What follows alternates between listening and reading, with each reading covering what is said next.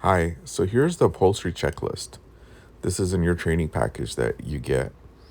And what you're going to do is just go down this, and I'm going to show you how to use it. And you will be able to clean upholstery safely. First thing it says is take a picture, right? So if I'm gonna do a couch, for example, I wanna make sure that I've documented it. So I'm gonna take a picture of it before I begin. One from far and one from close up. And that's just to kind of remember what it looked like. Because if the customer sees it at the end, they forget what it looks like.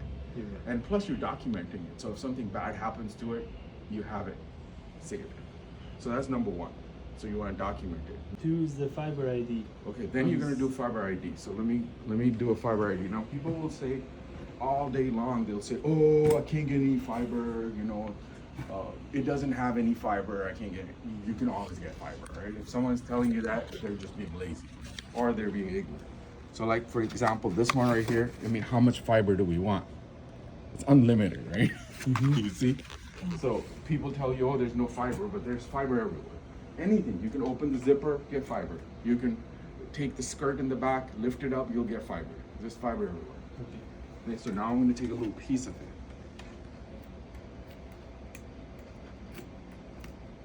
You have to ask the customer to do this. No, Oh, okay. no, you're the professional. You're right. Customer should not be involved with this. You can tell them what you're doing. You're Say, right. Mrs. Jones, I'm gonna do a fiber ID to see if it's synthetic or natural. If it doesn't have any tag on No, you don't look at the tags. it. Always. Tags can be wrong. Most of the time, the tags are put by the manufacturing company. What are they gonna know about cleaning? You're the expert. Okay, so you're not gonna trust them. So now what you're gonna do is you're gonna do a fiber ID because I wanna know if this is natural or if it's synthetic. All right? Okay. 51% of the furniture is natural. 51%. And remember carpet, 99% is synthetic. Synthetic. So it's kind of the opposite. So what you do is you bring the flame close to it, right? And what you're looking for is a smell. And then you're also looking to see if it forms a hard bead. You see how it formed a hard bead? It melted away. So this is synthetic. Synthetic because If it was natural, then it would it will produce an ash. ash. You're right. Okay, so it's basically melting away. It's melting it away and it's getting stronger. Hard. Harder, yes. Yeah. Okay? So it's synthetic. So we don't have to worry about many things. One thing we don't have to worry about is our pH of our chemical, right? And then we don't need to worry about overwetting it.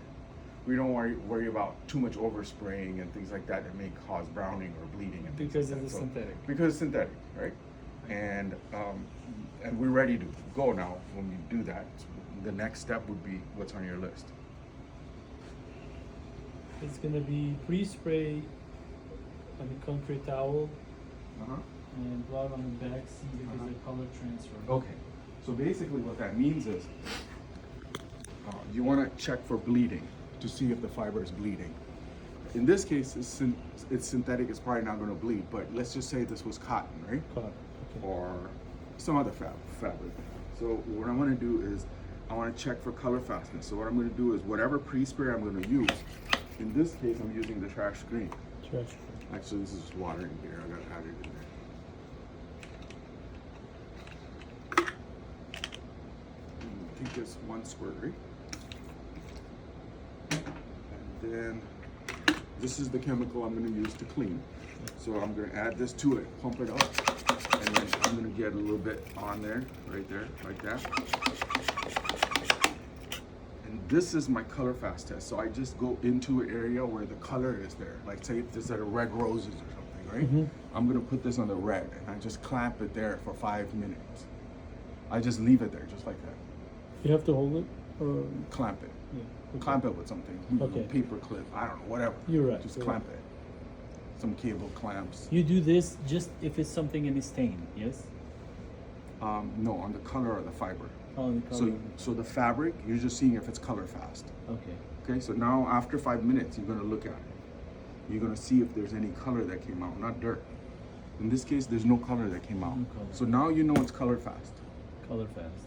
That we're safe, yes? Yes, so that means we're not gonna worry about it. It's not gonna bleed on us. You're right. Okay, now let's go to the next one.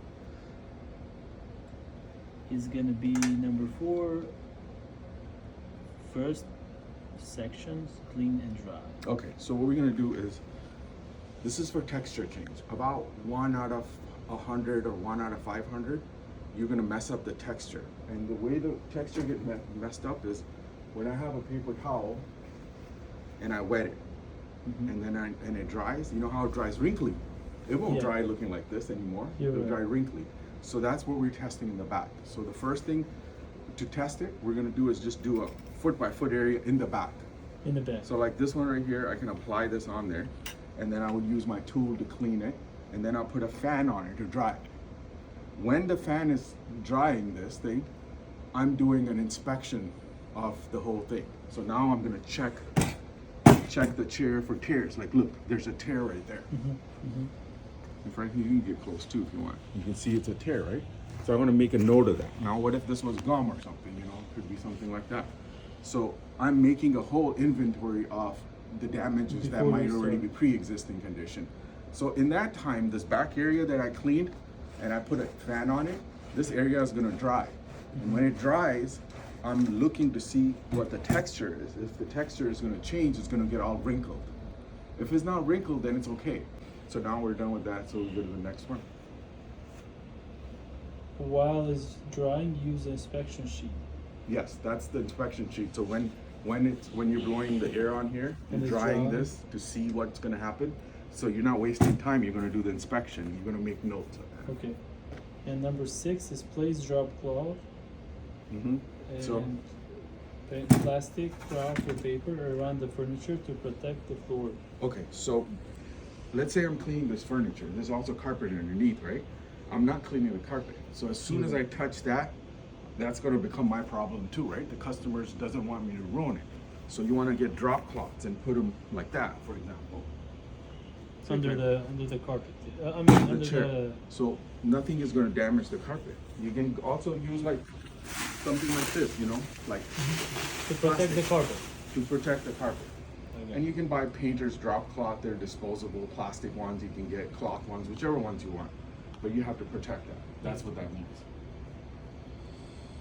And check the texture at the end. Okay, so now we're gonna be ready to clean. So we're gonna check the texture to see any damage to this.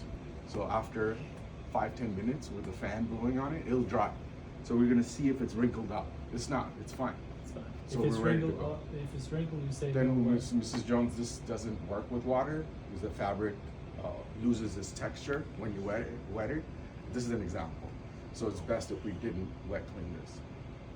Okay, the dry clean thing, I'll talk to you about that later, but at this point, just don't even do it. No. Just avoid that for now. Okay. 8. The vacuum remove lint, remove hair, peeling, Yeah, mask of wood. yeah, so, go ahead, read that slowly, I'll do each one. Okay. The vacuum remove Okay. lint. So we're gonna vacuum this really good. We're gonna dry vacuum it, because remember the soil is best removed in the dry state. Vacuum only, because 79% is just loose soil. So we're gonna vacuum it in different directions. A lot of the times, by the time you're done vacuuming, it's gonna already look relatively clean. Okay, go ahead, what's the next one? And remove lint. Yeah, so lint would be, you know, little things like that, fuzz. You're right. It could be hair, like, I don't know what that is, like a piece of cloth. What do you think if you vacuum the couch before you start Yeah, cleaning? you have to vacuum it. So that's what we're doing. This step is the Peeling vac- mask of wood. Yeah. So, say if this is a wooden piece, right? Mhm. If I'm cleaning this, I don't want to damage that. So I want to maybe put masking tape to protect this. I can put plastic with the masking tape or just masking tape, just so I don't get it wet. Because when wood gets wet, the moisture actually goes inside the polyurethane, and then it makes it look cloudy, and then you panic. So it's best if you protect the wood from getting wet. Okay. Okay, and the next one. Natural pre-spray fine mist. Mm-hmm. If natural, section at a time. Okay. If synthetic, So- then enter. So basically this is synthetic, right? So we don't really have to worry about when we pre-spray this. If it's a cotton, let's just say this is cotton, then we're gonna do one section at a time. Say if I'm cleaning this, I'm only gonna be cleaning this. So I'll pre-spray, clean, and then move. But if it's synthetic, basically means that I can spray all of it and not have to worry about it. Okay. I can If it's spray a it cotton, out. you have to go step like One piece by piece. section at a One time. section at a Okay, time. so now this is synthetic, I can spray the whole thing. It's no problem. Yes, it shouldn't be a problem. Okay, next one. And may want to get agitated with a horsehair. Yeah, brush. the reason we use the horsehair brush is because the way that the fiber is made, if you look really close, there's a thread that goes like this, right? And there's another thread that's going like this, up and down. And it's just one piece of thread. If I use it and I get too aggressive, it's gonna damage that. With the horsehair, the horse is always lighter than that. So I can go in any direction and brush it and not damage anything at all. Yeah, that's the reason to use this. So basically, you're just working your pre-spray in with this. After you put the spray, you Yeah, after you agitate it with spray. a horse. Yeah. Okay, and then what's next? If there are buttons, can cut a list, a plastic tab, and put on the bottom like Yeah. you would do. So, you know the plastic tabs that we have that go underneath the furniture? Yeah. This is a plastic tab. This normally goes underneath to protect. But if it's got buttons on it, then what we're gonna do is just take a slit and just cut in the middle, like a little bit of a hole. And then we're gonna put that around the button. And the reason we're doing that is because the button is made out of metal and it's gonna rust the back. So what we're trying to do is keep that button on the outside so it doesn't rust the fabric. The bottom of the couch? Yeah. Oh. Most okay. couches will have buttons on. You're right, that you can do up Yeah, and down. so you put it on there. Okay. Okay, and then what's the next one? Now we are to the needs a low pH rinse and a dry upholstery tool using as little water as possible. So what we're gonna do is gonna connect our upholstery tool instead of the wand. So we're gonna take it, disconnect it, connect it here, Right. connect it here. Now this is working. And then we have to make sure the water just comes out, barely out, and then gets sucked back in. We don't want a big mess, you know? So you can control the flow from here. And when you get the right flow, then in this particular tool, you can go both directions. You can clean both ways because it's all getting sucked in. Okay. But on a normal tool that sprays outside, you're gonna have to clean just like this, straight, like this. Like we do the carpet. And then when you need to scrub it, like say this area is dirty, you can only scrub straight like this. Not like this, not with the trigger If the open. area is dirty, you have just to go straight, yes? Just scrubbing with the trigger open is always straight. You can't go like this because that's gonna leave this section wet still. That's what that means. So basically you're gonna extract all that. And then what's next? It's gonna be towel areas that may take a long to dry. So now let's just say I'm done cleaning all of this, right? And when I'm done cleaning it, certain areas, let's say this fabric is touching this, right? If the fabric is touching that and I can't get in there to clean or dry it well, then I want to take my towel and go in the areas where it's touching so I can remove the moisture from there. Otherwise, that's going to start browning on you. Okay, like Okay. when the couch is like this. Yeah, just like that area. Alright, okay. Okay, that's what that means. What's next? And the TP cushions are Yeah. plastic drop cloths, never on the couch. Yeah, TP means that when you put the cushions, so I normally do is I'll take the cushions out, vacuum, wash them, clean them, and then I will put them here to dry. So I have a cushion here and a cushion here like this, and then I line them up on a towel or a sheet, and then I'll put a fan here in the back, and it's blowing the air inside the tunnel and on the outside. So as the cushion is drying, that's when I'm working on the rest of the couch. And then when I'm done, the cushions will be dry. You do the cushions first, yes? Yes. And while the cushions are cushions drying. you're The still rest of the working on couch. the couch. Yes. Okay. Smart thing. And then what do we have next? Set up the air movers to dry couches and cushions. That's the one that I said, put a Yeah. fan here, and the fan's gonna blow inside and outside on the TP. And the cell protector and the ply protector. Okay, so now this is also a very interesting thing.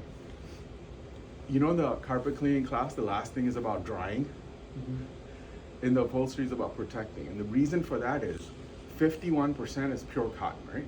So you can just imagine if I was to clean this towel, it's gonna be hard to clean it and make it white, right? Now I cleaned it and made it white. It took me a long time because it's absorbent and all that. And now I'm just gonna leave it like that for all the dirt to collect and all the spots to become permanent. So because the furniture is mostly natural and it's absorbent, after we clean it, we do a good job, we should protect it because that protection will keep the dyes from going to the dye site. I got it. And this is an extra cell protector? Or? Yes, it's half the price of cleaning. So if it's say $150 to clean, it's $75 to protect. 75. Your cost will be like $5 for the chemical, and the rest is basically profit.